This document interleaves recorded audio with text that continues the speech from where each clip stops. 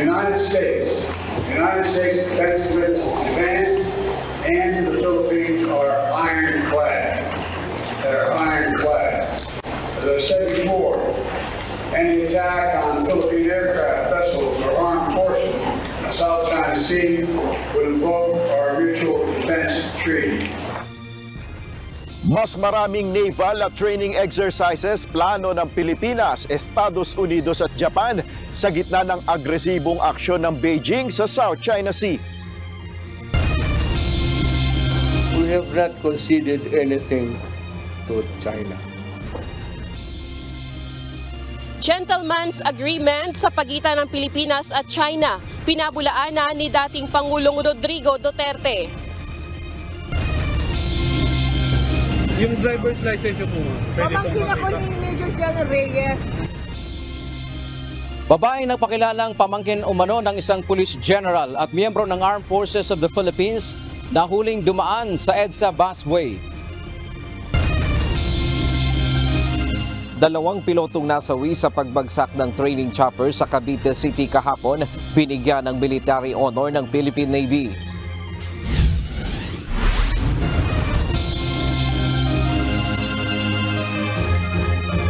Magandang hapon Pilipinas at sa buong mundo. Una sa ating mga balita.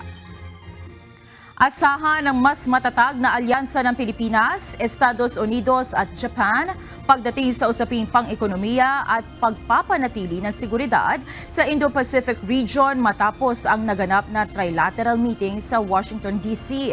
Sa pulong ng tatlong lider ng bansa, ipinahayag nila ang seryosong pagkabahala sa agresibong aksyon ng Beijing sa South China Sea. Ito ang balita ni Nel Maribohok live. Nel, ano-ano na ngayon ang magiging hakbang ng Pilipinas, Estados Unidos at Japan upang matiyak ang seguridad at maisulong ang rule of law ng Indo-Pacific region? Yes, Monica, mas paigtingin ngayon ng naval at training exercises ng Pilipinas, Japan at Estados Unidos sa gitna yan ng tensyon sa South China Sea. Kabilang yan sa mga napagkasunduan ng tatlong leader matapos nga itong naganap na trilateral meeting dito sa Washington, D.C. Sa inilabas na joint vision statement ni Pangulong Ferdinand Marcos Jr., United States President Joe Biden at Japanese Prime Minister Fumio Kishida matapos ang pulong sa White House, mas palalakasin ng tatlong Indo-Pacific maritime democracies ang kanilang defense cooperation kung saan nakapaloob dito ang patuloy na pinagsanib na naval at training exercises ng Pilipinas, US at Japan kasama na rin ang iba pang mga bansa tulad ng naganap na maritime cooperative activity na kasama ang Australia. Inaasahan na rin ng US na ngayong taon mangyayari ang joint patrol ng Coast Guards kasama ang Pilipinas at Japan sa Indo-Pacific. Sa susunod naman na taon, plano rin ng Philippine, US at Japan Coast Guards na magsagawa ng at-sea trilateral exercise at iba pang maritime activities upang mas mapatatag ang interoperability at maisulong ang seguridad at kaligtasan sa karagatan. Partikular na ilulunsad sa taong 2025 ang Japan, Philippine, US Humanitarian Assistance at Disaster Response Exercise upang masolusyonan naman ang problema sa iligal na pangingisda at matugunan ng banta ng transnational crime. Mas palalawakin ng mga ito ang kanilang maritime law enforcement training at suporta sa ibang mga bansa.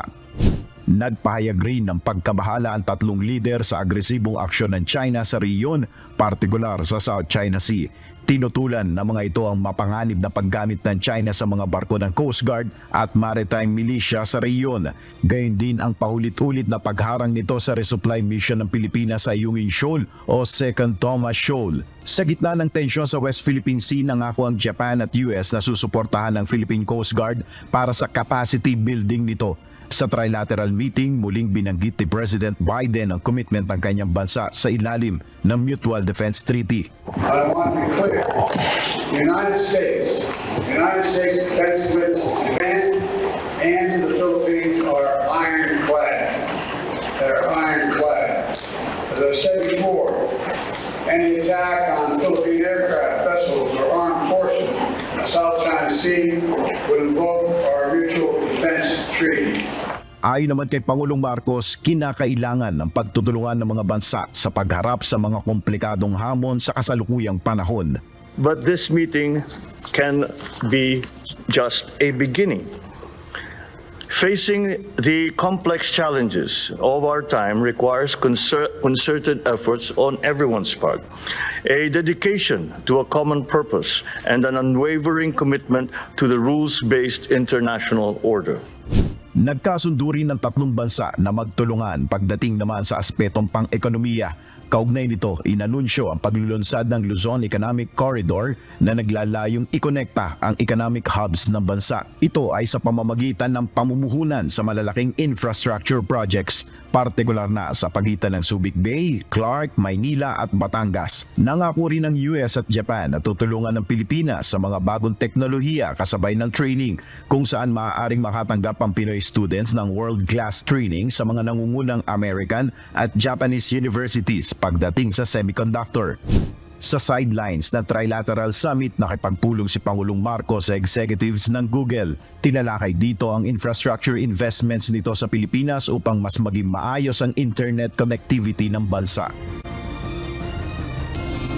Monica, sa huling araw ng working visit ni Pangulong Marcos ngayong araw April 12 dito sa Washington ay bibisita naman si Pangulong Marcos sa Pentagon at makikipagpulong sa US defense officials. Pagkatapos ito ay magkakaroon siya ng press briefing naman sa media delegation na nandito at bago umuwi pabalik ng Pilipinas ngayong araw.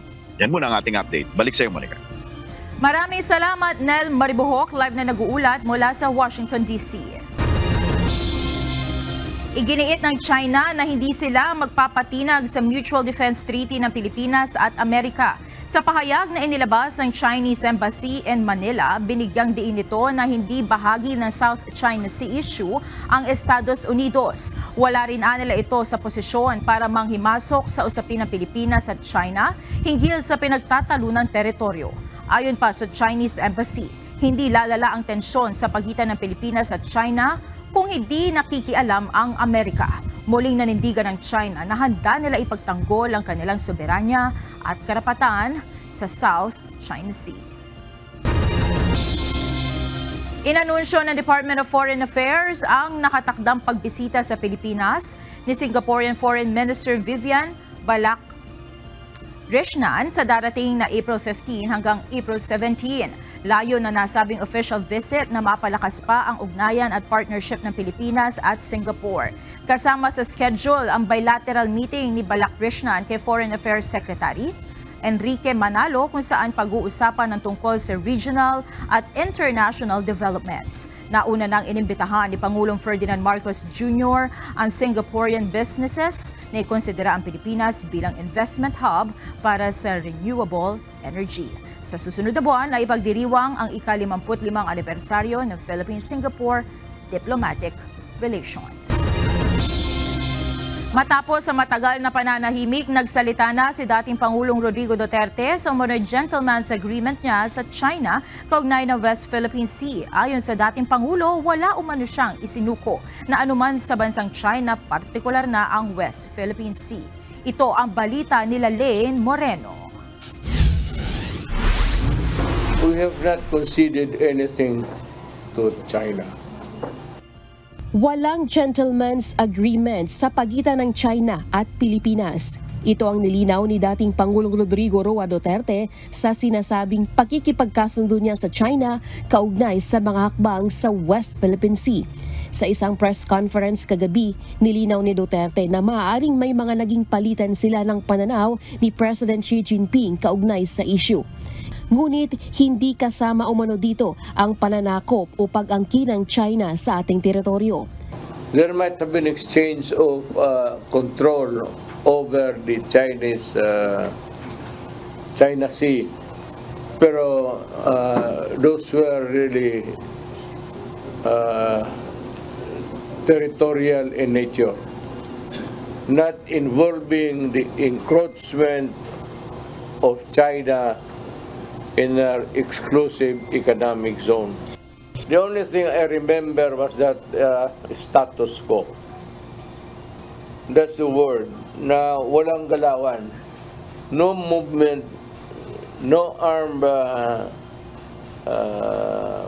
patrols there, as is where is, para walang magkagulo.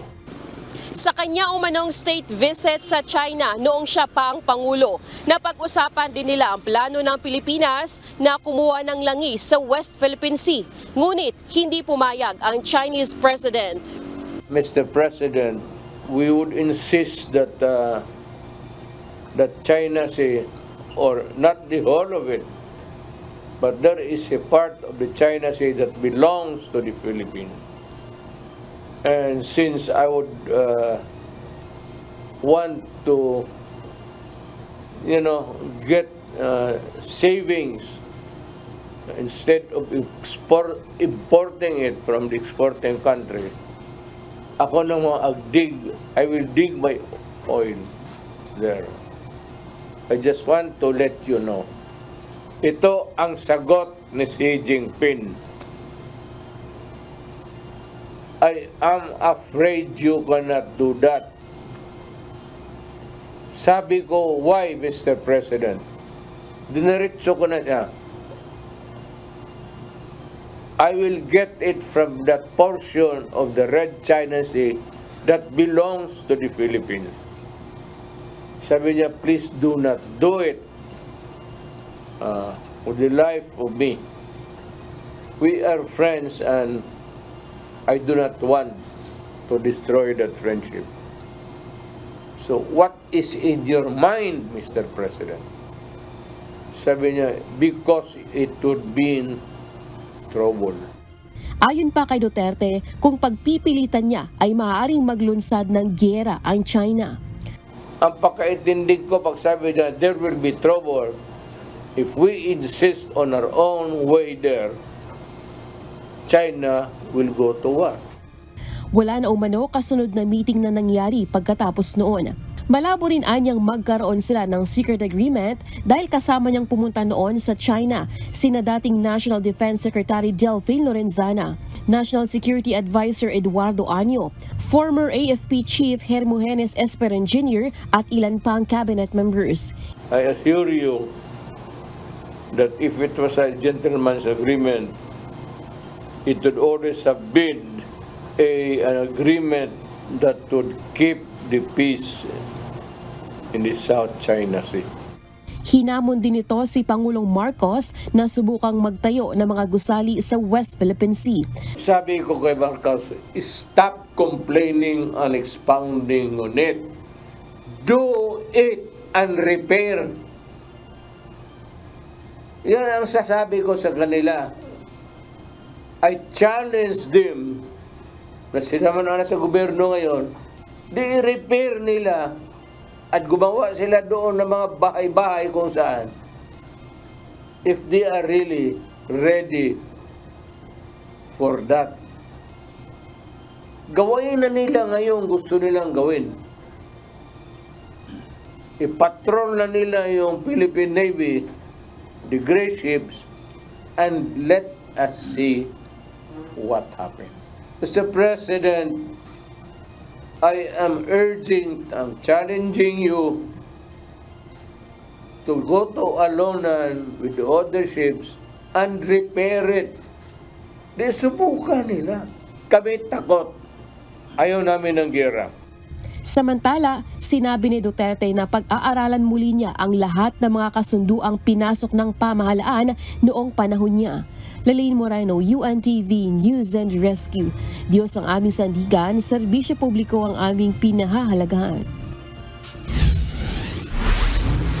Iginiit ng China ang pagkakaroon ng gentleman's agreement ng Beijing at administrasyon ni dating Pangulong Rodrigo Duterte kaugnay ng West Philippine Sea o South China Sea. Ayon kay Chinese Foreign Ministry spokesperson Mao Ning, tumindi ang tensyon sa lugar, partikular na sa Ayungin Shoal na tinatawag nitong Renai Jiao dahil saan ay pagtanggi ng Pilipinas na alisin ang nakasadsad na BRP Sierra Madre. Gayon din ang pagtanggi ng kasalukuyang gobyerno na kilalanin ang kasunduan. Inabando na rin umano ng Pilipinas ang kasalukuyang pagkakaunawaan ng China at Pilipinas sa issue ng Ayungin Shoal at nagpadala ng construction materials sa BRP Sierra Madre. Itinatanggi ng Malacanang ang pagkakaroon ng pangako ng Pilipinas sa China na aalisin ng barko. Ayon kay Pangulong Ferdinand Marcos Jr., nangingilabot siya sa umano'y gentleman's agreement na pinasok ni dating Pangulong Duterte sa China kaugnay ng BRP Sierra Madre sa Ayungin Shoal. Halos araw-araw na lamang nakakahuli ang mga otoridad ng mga pribado at hindi otorisadong sasakyan na pumapasok sa busway. Ito ay sa kabila ng paulit-ulit na paalala na tanging mga pampasaherong bus at ambulansyang may sakay na pasyente ang maaaring dumaan dito. Kagabi, isa na namang motorista ang naaktuhan dito at nang sitahin, nagpakilala na pamangkin ng isang general at miyembro umano ng Armed Forces of the Philippines. Ito ang balita ni Dante Amento. Yung driver's license nyo po, ma'am. Pamangkin ako ni Major General Reyes. Hinarang at pinara ng mga operatiba ng Special Action and Intelligence Committee for Transportation o SAIC ang isang babaeng motorista na dumaan sa EDSA busway kagabi. Nangyari ang insidente bandang alas 6:35 sa may southbound lane ng Guadalupe Station. Nang sitahin ang lady driver, tumanggi itong ibigay ang kanyang lisensya sa traffic law enforcer. Sa halip, nagpakilala pa ito na miyembro umano siya ng Armed Forces of the Philippines at pamangkin ng isang police general. Giit pa nito, isa umano siyang PhilAm o Filipino-American at galing siya sa balikatan exercises. So wag mo akong aalihin. I'm military. I'm from Armed Forces of the Philippines. I'm Filipino-American. I'm taking care of balikatan. Ngunit nanindigan ang mga tauhan ng SAIC na bawal dumaan ang mga pribadong sasakyan sa busway. Kaya ipinaliwanag nila na dapat siyang bigyan ng violation ticket, ngunit nagmamatigas pa ito. Ay,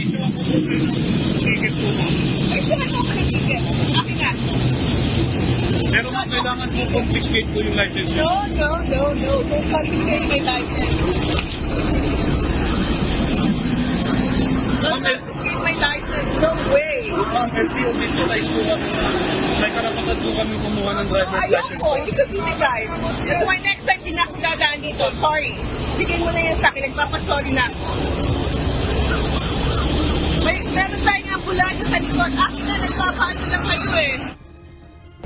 Ayon sa SAIC, makikipag-ugnayan sila sa Land Transportation Office para ma-issuehan ng show cause order ang nasabing motorista at pagpaliwanagin. Ngunit iginiit ng mga otoridad na magiging patas sila sa pagpapatupad ng mga batas trapiko, anuman ang estado sa lipunan ng isang motorista. Samantala, hindi pa nagbibigay ng pahayag si Police Major General Mario Reyes matapos na gamitin ang pangalan nito ng babaeng nahuling dumaan sa busway. Hanggang sa mga oras na ito ay wala pa ring sagot si Major General Reyes sa mensaheng ipinadala ng UNTV. Si Major General Reyes ay Director ng Directorate for Plans ng Philippine National Police.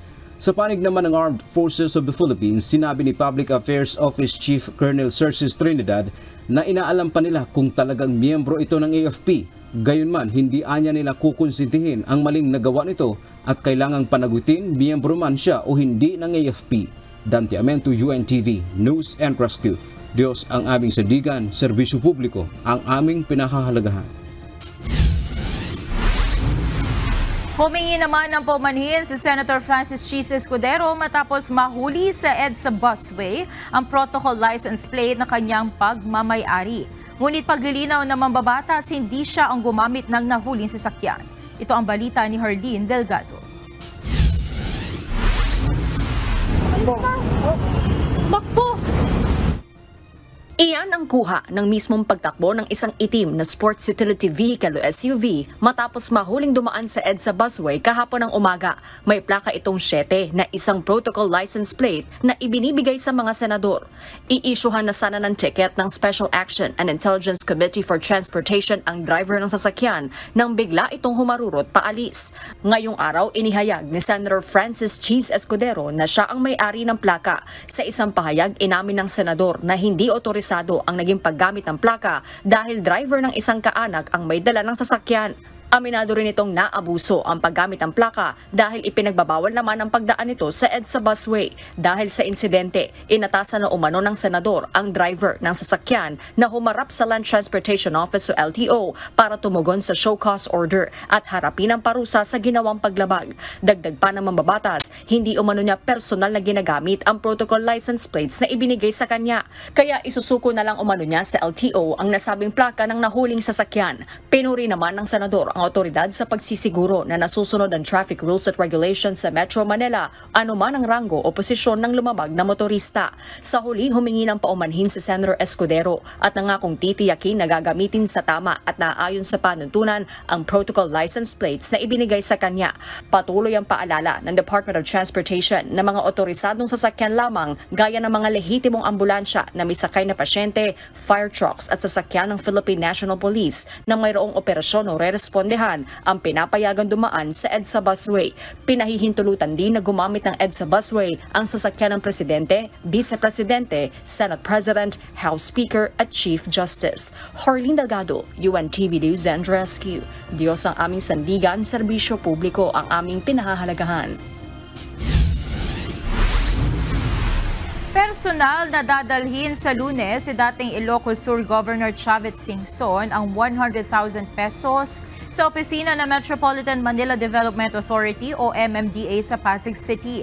Ito ay ang ipinangakong pabuya ni Singson sa mga MMDA personnel na nakahuli sa kanyang convoy dahil sa pagdaan sa busway noong Lunes. Ayon sa MMDA, tatanggapin naman nila ito pero hindi na ibibigay sa partikular na individual kung hindi magiging donasyon sa ahensya. Pupunta raw po siya sa Lunes. Tatanggapin po namin pero donation po sa ahensya, hindi po sa particular na tao. Ng revisions ang Estados Unidos sa kanilang gun control measures. Layo nito na maiwasan na ang mga karahasan gamit ang baril. Ito ang balita ni Sonny Cos. Today, the Justice Department is issuing one of the most significant gun regulations in decades. Pursuant to the Bipartisan Safer Communities Act, the regulation expands the definition of who must obtain a license and conduct a background check before selling firearms. Mahigit 23,000 gun vendors sa gun shows at internet ang kinakailangan ng kumuha ng lisensya at sumunod sa bagong regulasyon ng US Department of Justice na background checks para sa customers nito. Ayon kay US Attorney General Merrick Garland, dumadami ang illegal guns sa mga komunidad ng Estados Unidos. Nanggagaling aniya ito sa unlicensed vendors sa gun shows at internet na posibleng magamit sa mass shootings. Recently, ATF found that the flood of illegal guns into our communities is increasingly driven by individuals who sell guns without a license. Tugon ng bagong hakbang na ito ng Biden administration sa pangako ng Pangulo na pagsasagawa ng paraan upang maibsan ang pagtaas ng gun violence sa Estados Unidos. Sa isang post sa social media X, mariin namang tinutulan ng National Rifles Association o NRA na isang gun advocacy group sa Amerika ang bagong regulasyon ng White House. Ayon sa grupo, gagawin ito ang lahat ng legal na paraan upang mahinto ang anila ay unconstitutional regulation ng Justice Department. Ayon sa Gun Violence Archive, kulang 5,000 tao ang napatay ngayong taon dito sa Estados Unidos dahil sa gun violence habang mayroon ng 108 mass shootings na naitatala sa buong bansa. Sonny Cos, UNTV News and Rescue, USA. Diyos ang aming sandigan, serbisyo publiko ang aming pinahahalagahan.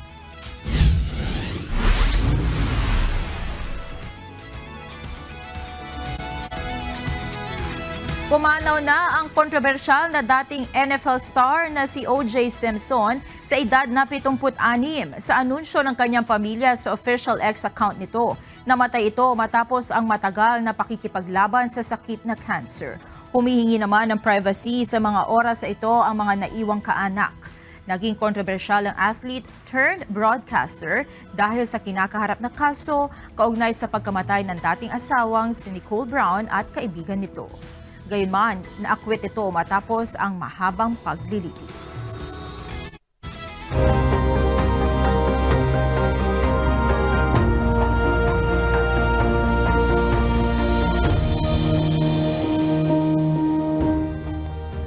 Naglingkuran ang mahigit 2,000 pulis kasama ang kanilang pamilya sa isinagawang free medical, dental at optical mission ng Members Church of God International o MCGI sa Police Regional Office 1 sa Camp Florendo, San Fernando, La Union kahapon. Bukod sa mga libreng serbisyo, may kasama pa itong feeding program. Ito ang balita ni Grace Doctorero.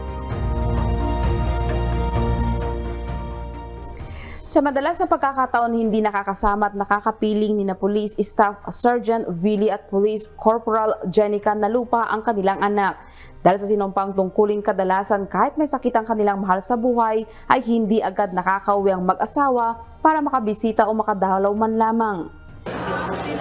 Mahirap po kasi minsan hindi mo magawa po kasi na makauwi ka agad kasi tawag din po ng tungkulin. Isa yun po sa sinumpaan namin. Ang ginagawa na lang po namin na kung sino po yung kasama nila sa bahay, sila po yung binibiling namin. Pero sa loob po namin ay meron pong kurot kasi siyempre yung anak mo may lagnat, may sipon.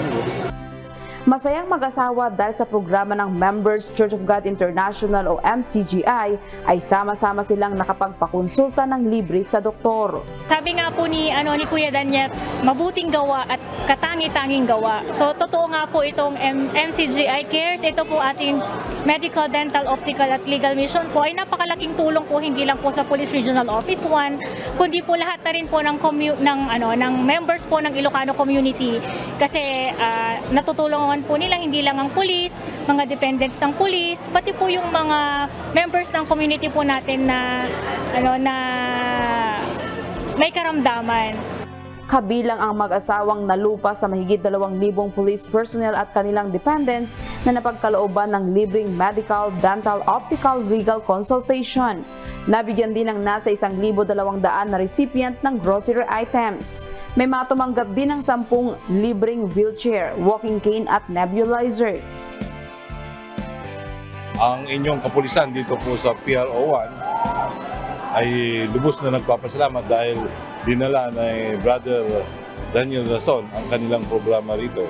Lalong-lalo na sa medical, dental at legal mission na natulungan ang aming kapulisan dito sa PRO1, pati ang kanilang mga dependents. Sana ay simula lang to ng magandang pagsasamahan ng MCGI, UNTV at MCGI Cares dito sa PRO1.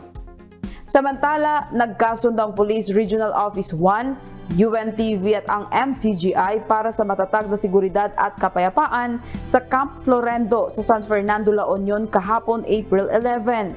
Sa isinagawang paglagda ng Memorandum of Understanding sa pagitan ni na Police Regional Office 1 Regional Director Lou Frias Evangelista at Kuya Daniel Razon ng MCGI, layo nitong may pagpatuloy ang pinagsisikapan ng PRO1 na mapanatili ang kaayusan at safety sa Ilocos Region. Kabilang narito ang mga lalawigan ng La Union, Pangasinan, Ilocos Sur at Ilocos Norte. Ilan sa mga programang napagkasundoan sa pagitan ng PRO1, UNTV at MCGI ay ang pagkakaroon ng matatag na ugnayan upang isulong ang mga gawain sa pagsugpo sa mga krimen at untoward incidents sa Region 1. Maliban sa mga outreach programs sa iba't ibang lugar sa bansa, ang UNTV at Members Church of God International ay masugid ding sumusuporta sa mga programa ng pambansang pulisya. Inaasahan sa naturang pagsasanib puwersa ang mas maigting na laban sa kriminalidad at terorismo sa rehiyon kabilang na ang insurhensya. Bukod dito, layunin din ng kasunduan ang pagkakaroon ng mas matibay na koordinasyon at palitan ng impormasyon sa pagitan ng PNP at UNTV. Ang araw po na ito ay para sa inyong lahat. Bumabati kami at dala namin ang kapayapaan at ang pag-ibig ng Diyos para sa inyo. Una po ay ang aming pasasalamat sa Panginoon sa mabuting pagkakataon na mayroon kami para makapagsilbi sa inyo. At upang higit po kayo na mapagsilbihan. At ito ay dahil sa bahagi ito ng paniniwala, pananampalataya na itinataguyod ng members ng Church of God International. Grace Dr. Lero, UNTV News and Rescue. Diyos ang aming sandigan, serbisyo publiko ang aming pinahahalagahan. Itinanggi ni dating Pangulong Rodrigo Duterte na itinatago niya ang kaibigan at religious leader at puganteng si Apollo Kibuloy. Ngunit ayon sa former president, alam niya ang kinaroroonan nito ngayon. Ito ang balita ni Rosalie Cos. Nandyan lang yan sa Tamayong. Malaki lang ang Tamayong. Nasa barangay Tamayong, Davao lamang umano ang kontrobersyal na religious leader at itinuturing ng fugitive na si Apollo Kibuloy. Ayon kay dating Pangulong Rodrigo Duterte, kailangan lang isa-isahin ng mga otoridad ang mga istruktura sa lugar para matagpuan ito. Ang Tamayong malaki yan, sa loob maraming bahay. Make sure na sa isang bahay nandyan siya. Because for every bahay, it should be a different search. You would have to get another writ. Iba-iba yan. Marami ang bahay na yan. Kilalang may mga ari-arian si Kibuloy at ang tinatag nitong samahan na Kingdom of Jesus Christ sa naturang barangay sa Kalinan District, Davao. Itinanggi naman ng dating Pangulo na nagtatago si Kibuloy sa kanyang bahay sa Davao City. Sama tayo doon sa bahay ko. And if you can find Kibuloy there, ano ba magkano ba binigyan ng 100? I'll make it 200,000 or 300 or even 500. Ibuhos ko na lang yung pera ko para maligaya kayo kung makita niyo si Kibuloy sa bahay ko. Bilang abogado, pinayuhan din ni Duterte si Kibuloy na harapin ang mga kasong isinampa laban sa kanya sa korte. Subalit kung duda umano itong magkakaroon ng patas na pagdinig sa ilalim ng administrasyon ni Pangulong Ferdinand Marcos Jr., pinayuhan niya itong wag nang lumabas sa Tamayong. As a lawyer, I would say that you can go to court and fix your case and post a bail ban. That would be an option. But if you don't think that you will get a fair deal with this administration, because we have been talking about Marcos and everything, huwag kang lumabas dyan sa Tamayong. Bukod sa arrest order ng Senado dahil sa pagtangging dumalo sa pagdinig ni Kibuloy, naglabas na rin ng warrant of arrest ang isang regional trial court sa Pasig City laban kay Kibuloy dahil sa qualified human trafficking. Pangalawang arrest warrant na itong inilabas laban kay Kibuloy. Nauna nang naglabas ng arrest warrant ang isang korte sa Davao City laban sa religious leader dahil naman sa kasong child and sexual abuse. Gayunman hanggang ngayon ay hindi pa rin naaaresto ng pulisya si Kibuloy. Ayon sa Davao PNP, kinakailangan nila ng eksaktong impormasyon sa kinaroroonan nito bago magsagawa ng police operations. Rosalie Cos, UNTV News and Rescue. Diyos ang aming sandigan, serbisyo publiko ang aming pinahahalagahan. Nagluluksa pa rin ang buong hukbong pandagat sa pagkamatay ng dalawa sa kanilang mga mahuhusay na piloto dahil sa pagbagsak ng sinasakyang helicopter sa Cavite City kahapon.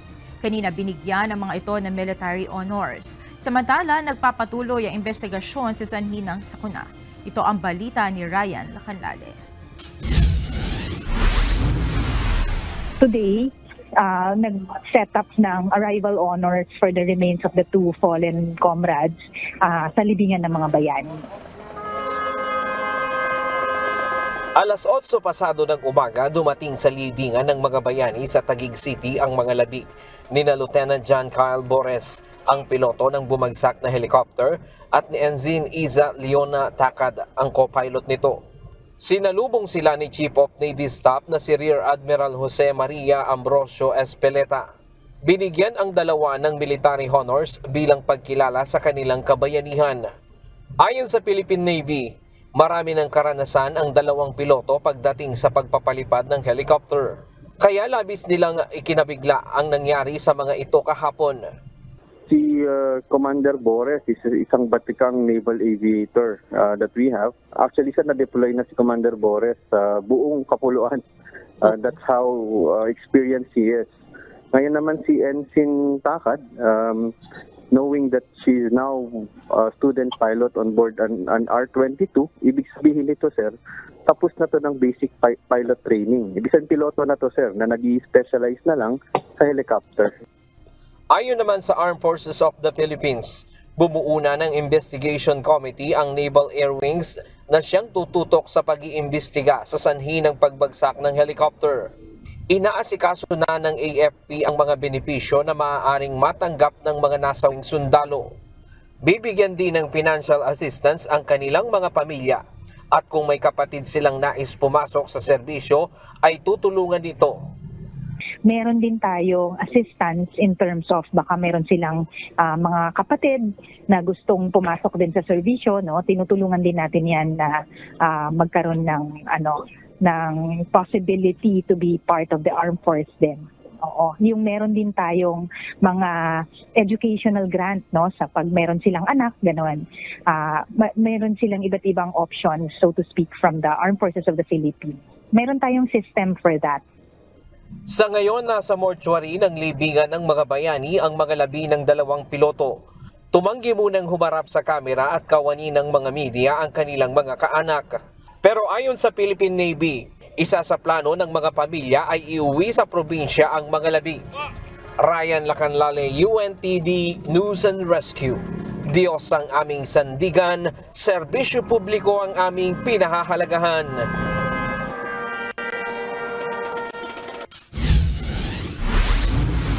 Magde-deploy ng mga sasakyan ng Philippine National Police para umalalay sa mga mananakay na maaapektuhan ng tigil pasada sa Lunes. Magpapakalat din ng mga tauhan ng pulisya sa mga lugar na pagdarausan ng transport strike para matiyak ang seguridad ng mga lalahok sa protesta. Ito ang balita ni Leia Ilagan. This early po ay nakikipag-ugnayan na po tayo sa transport groups para mabigyan din po natin sila ng proteksyon at ma-identify po yung mga possible rally areas po nila para hindi naman po ito maging cause po ng traffic obstruction or traffic congestion. Nakahanda na ang Philippine National Police sa isasagawang transport strike ng grupong Manibela at Piston sa Lunes. Ayon kay Philippine National Police Public Information Office Chief, Police Colonel Jean Fajardo, magde-deploy sila ng mga tauhan sa mga lugar na pagdarausan ng protesta upang masiguro ang seguridad ng mga lalahok at hindi lalahok sa strike. Ibibigay po natin sa kanila yung araw na yan, of course, but we will exercise as usual yung maximum tolerance para naman po hindi po magkaroon ng anumang gulo kung darating po yung araw na talagang magrarally po sila sa mga kalsada po natin. Bukod sa mga tauhan, magde-deploy din ang PNP na mga sasakyan o mobility asset na maaaring umalalay sa mga mananakay na maaapektuhan ng strike o yung mga walang masasakyan. Sa PNP po, habang nagpapatrol po yung mga pulis natin sa daan at may machitsyempuhan po kayo dyan at nakasama po kayo doon sa naapektuhan po ng transport strike, parahin nyo lang po yung mga patrol vehicles po ng PNP at aalalayan at bibigyan po kayo ng assistance para makakating po kayo doon sa inyong mga patutunguhan po. Noong Enero, nagsagawa din ng strike ang Manibela at Piston hinggil sa PUV modernization. Noong Miyerkules, sinabi ni Pangulong Ferdinand Marcos Jr. na pinalna sa April 30 ang consolidation ng mga public utility vehicle para sa modernization program. Tiniyak din ng Pangulo na hindi magiging pabigat sa mga driver at operators ang naturang programa dahil mayroon namang 200 hanggang 300,000 pisong subsidiyang ibibigay ang pamahalaan kada jeepney. Tutulungan din aniya mga ito para sa pagproseso ng loan sa mga bangko. As of March 2024, sinabi ng Land Transportation Franchising and Regulatory Board o LTFRB na nasa 80% na mga PUV sa bansa ang tumalima sa consolidation policy. Leia Ilagan, UNTV, News and Rescue. Diyos ang aming sandigan, serbisyo publiko ang aming pinahahalagahan. Tiniyak ng Metropolitan Manila Development Authority o MMDA na hindi mawawalan ng masasakyan ang mga pasahero sa Lunes kasabay ng transport strike na isasagawa ng Manibela at Piston. Ayon sa MMDA, mayroong nakahandang mga libreng sakay ang ahensya at maging ang mga lokal na pamahalaan sa Metro Manila. Gayunman, ide-deploy lamang ang mga ito sa mga lugar na maiipon ng mga commuter upang hindi maagawan ng pasahero ang ibang mga public transport na bibiyahe pa rin. Sa amin pong experience, hindi rin naman po ganoon yung epekto. Kahit nasabihin na dito sila maraming miyembro, very minimal po yung disruption eh. Pero just the same, handa po ang ating pamahalaan na tumugon. Ipinagpaliban muna ng Metro Manila Council ang implementasyon ng bagong oras ng pasok sa oras ng trabaho ng mga empleyado sa mga lokal na pamahalaan. Nais muna nilang bigyan pa ng sapat na panahon na maipabatid sa publiko ang pagbabagong gagawin. Ito ang balita ni JP Nunez. Yung inanunsyo po na magiging 7 a.m. to 4 p.m. work schedule sa mga LGUs dito po sa Metro Manila, ito po ay sisimula natin sa May 2 na po. Imbes na sa Lunes, April 15, sa May 2 na sisimulan ang adjustment sa oras ng pasok ng mga empleyado ng mga lokal na pamahalaan sa Metro Manila. Ayon kay Metro Manila Council Chairman at San Juan City Mayor Francis Zamora, bibigyan pa nila ng pagkakataon ang publiko na maabisuhan sa magiging mga pagbabago. More than 2 weeks will be enough time for the public to know that there will be indeed changes in the work hours. Oras na maging epektibo ang bagong working hours, magiging 7 a.m. to 4 p.m. na ang pasok ng mga LGU employees mula sa dating 8 a.m. to 5 p.m. Mandatory ito sa mga lokal na pamahalaan habang optional lamang sa mga national government agencies na nasa Metro Manila. Inaasahang nasa 100,000 na mga empleyado at sasakyan ang mababawas sa kalsada tuwing rush hour dahil hindi na sila sasabay sa oras ng pasok sa trabaho ng mga empleyado sa mga pribadong kumpanya. Samantala, ayon kay Mayor Zamora, mayroong maiiwang skeleton force sa frontline services ng local government offices para mag-asikaso ng mga kliyente hanggang alas 5 ng hapon. Pero sa katagalan, magiging hanggang alas 4 na lang din ang cut-off ng mga transaksyon sa local government offices. Mas magiging pabor pa nila sa mga empleyado ang bagong working schedule dahil hindi sila tatamaan ng oras ng coding. Before mag-effect yung coding, nakapasok na sila. So, magagamit po nila yung kanilang mga sasakyan. Ganon din po pag uwi nila sa hapon, 5 o'clock pa lang magsisimula ang number coding. So, 4 o'clock alis na sila, by the time nakauwi na siguro sila. Samantala para sa ilang mga empleyado, mas pabor itong bagong oras ng pasok dahil mas maaga naman silang makakauwi at maiiwasan na rin ang pakikipag-agawan ng masasakyan tuwing rush hour. Mas okay pong maaga kaysa kasi may minsan traffic din po. Oo, mas madali siya kasi hindi na din magkakasabay-sabay lahat. Kasi, di ba yung mga pinatupad pa lang naman yun is mga government employees pa lang naman, hindi na magkakasabay-sabay din. At saka malilesen na din yung pagiging pagkakasiksikan. Ipinaliwanag naman ng Metropolitan Manila Development Authority o MMDA na hindi na kailangang magkaroon ng adjustment sa kasalukuyang number coding scheme dahil sa adjustment na gagawin. JP Nunez, UNTV, News and Rescue. Diyos ang aming sandigan, serbisyo publiko ang aming pinahahalagahan.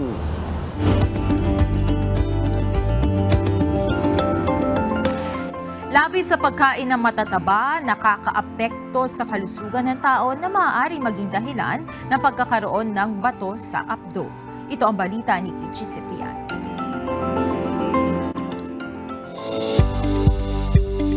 Apdo natin, kung iisipin mo, para siyang bangko. Bangko, storage. So, yung mga ginagamit natin ng panunaw ng pagkain. Ayon kay Dr. Carlo Cornejo, isang gastroenterologist ng Makati Medical Center, namamana o dahil sa mga kinakain pagkain kaya't nagkakaroon ng bato sa apdo ang tao. Aniya, kung madalas na ang pananakit ng tagiliran, ito na ang senyales ng pagkakaroon ng problema sa apdo. Ang bato sa apdo, it's common condition. Madami tayong mga pasyente na nakikita na merong ganito. And nagpo-form siya 50-50. It's 50% dahil sa genetics natin, minana natin sa magulang. 50% because of the environment, yung mga kinakain natin na pagkain. If nagkakaroon na ng symptoms, may pain na yung pasyente that you can point to the gallbladder as the source of the pain, that's the only time you need to do something. More often than not, kung walang pain, wala tayong kailangan gawin. Dagdag pa nito, kung ikaw ay may gallstone na, nangyayaring pananakit kapag ang tao ay nakakakain ng sobrang matataba sa gabi na siyang nagiging dahilan ng pananakit sa madaling araw. Hindi lang ito yung sakit na seconds or minutes. Ang sakit nito tatagal 2 or more hours. Okay? Kaya nadadala sa emergency room itong mga pasyente. Masakit, matagal, at late at night. So yan ang typical na story. Some other patients would have bloating, okay, parang kinakabagan or feeling nila hindi natutunawan. But those are minor symptoms. It's mostly yung characteristic pain, yun yung hinahanap natin at all times. Alamin ang iba pang detalye ukol sa gallstone. Manood ang Doctors on TV ngayong linggo, alas 7 ng umaga. Dito lang sa UNTV. Kichi Cipriano, UNTV News and Rescue. Diyos ang aming sandigan, serbisyo publiko ang aming pinahahalagahan.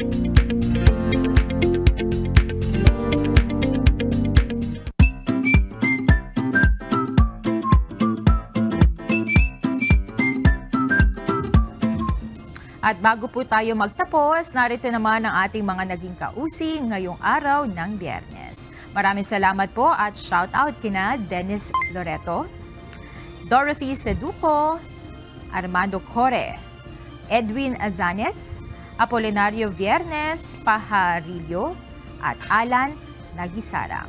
Maraming salamat po sa inyong pagtutok at magkita-kita po tayo muli sa susunod na linggo.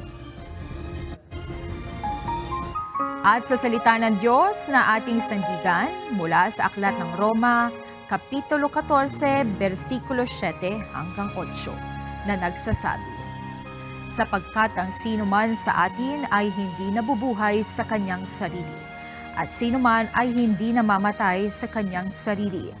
Sapagkat kung nangabuhay tayo, sa Panginoon tayo'y nangabubuhay, o kung nangamamatay tayo, sa Panginoon tayo'y nangamamatay. Kaya't sa mabuhay tayo o sa mamatay man, tayo'y sa Panginoon.